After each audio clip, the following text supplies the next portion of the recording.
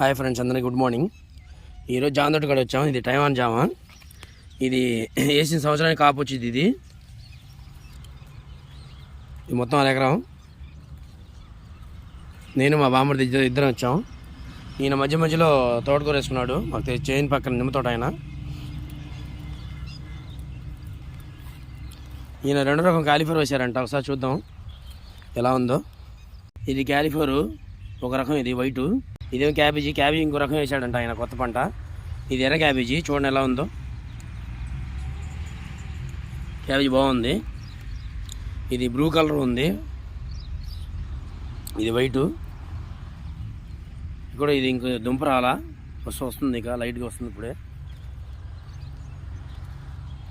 చూడండి, సంవత్సరం నేను పిందెలు పోసి కాసింది కాయలు.